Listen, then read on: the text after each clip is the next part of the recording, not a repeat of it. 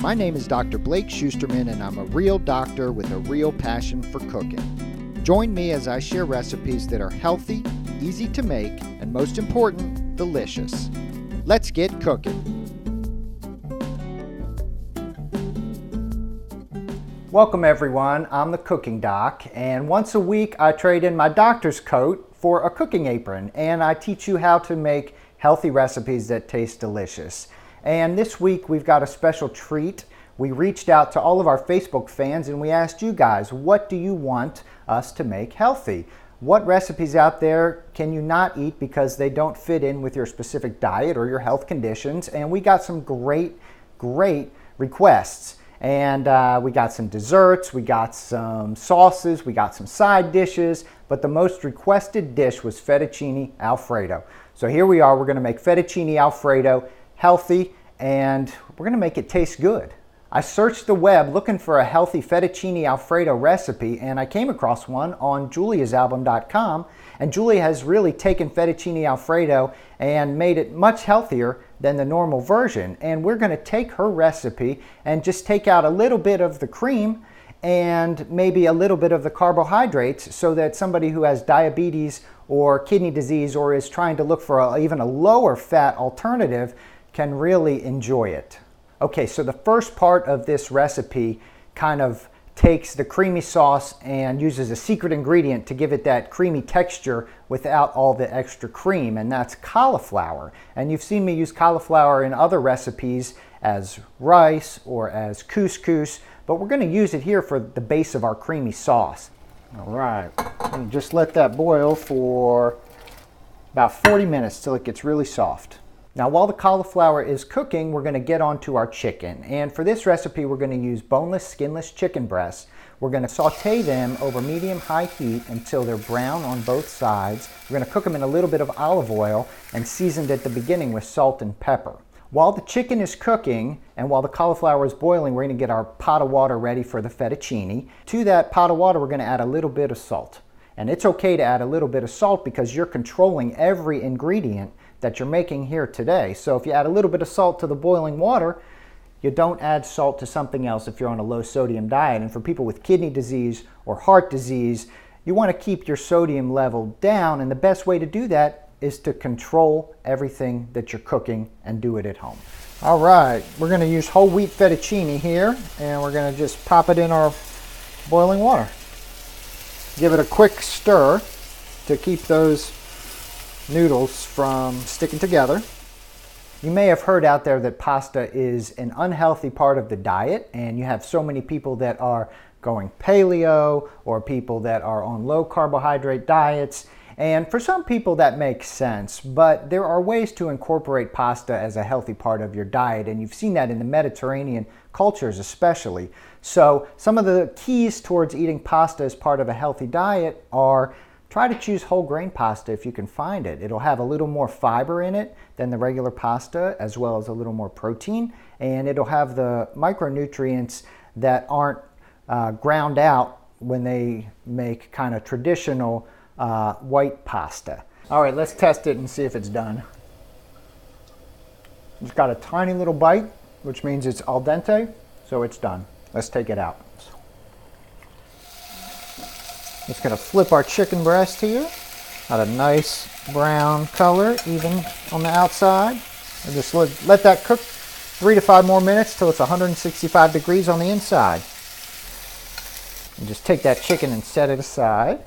Okay, now let's talk a little bit more about the fettuccine alfredo sauce that we're gonna be cooking today. We are gonna chop some shallots and chop some garlic, and that's really gonna give the base of our sauce a great flavor. We're gonna take the shallots and we're going to put it in our same pan that we were cooking the chicken in with a tablespoon of butter or butter substitute. Okay, we're going to let that cook for just a minute or two before we add the garlic, and we're going to just kind of scrape all those nice little brown bits there off the bottom. All right, and we've got our 2 cloves of minced garlic. We're going to add to our shallots.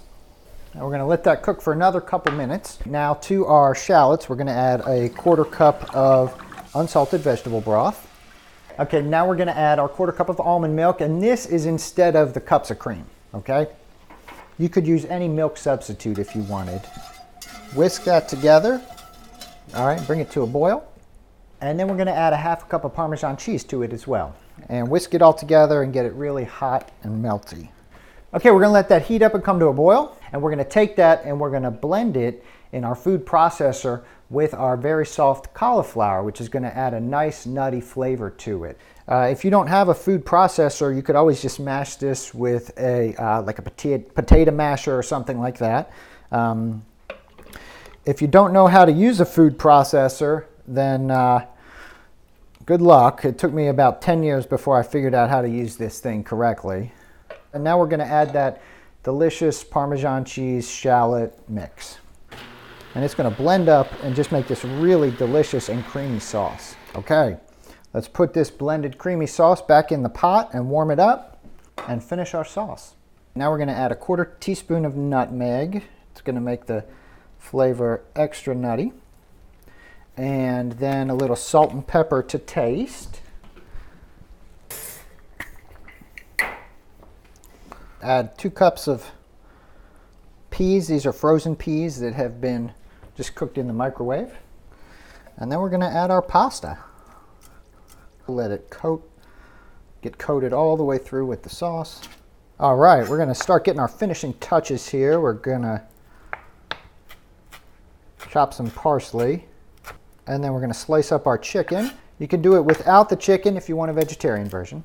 Okay, now let's serve this pasta. Now, some of you may think this is crazy, but I've got a cup here. This is a cup serving, and I'm doing this because when I tried to serve it before, I had no idea what a cup of pasta actually looked like. So this will help you stay in your serving size. We got just 1 cup measurement. We don't want to pack it tight, but we got about a cup, and we're gonna serve that in our bowl. Okay, now we've got just our small chicken breast. This is about a 3-ounce chicken breast that we're gonna put on top. Now, if you're looking for a really low carbohydrate version, I've got a great idea for you. And you may know that if you're diabetic or if you're really trying to limit carbs, either your sugar goes up if you have pasta, or maybe you gain weight if you have any pasta. And you can use spaghetti squash instead of the fettuccine as a really great alternative.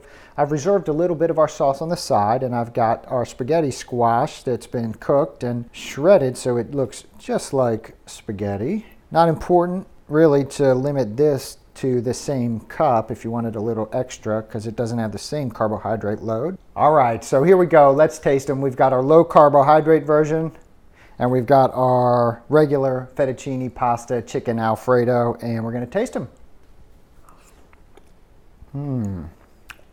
It is really yummy. It doesn't taste like you're overloaded with fat or cream or butter, but it still fills your mouth up with a delicious flavor. I don't think you'll be disappointed. Okay, now let's try this one. This is our spaghetti squash low carbohydrate version. You get so much flavor of that sauce, and the spaghetti squash tastes like al dente pasta because it gives you that little bit of crunch, just without all the extra carbohydrates. Thank you so much for joining us today on The Cooking Doc. You can find us on Facebook, on YouTube, on Twitter, all over the web for great healthy recipes. Cook with me, learn to make healthy food taste good. Thanks so much for joining us, and we will see you next time. Thank you for watching The Cooking Doc. Healthy cooking made simple and delicious.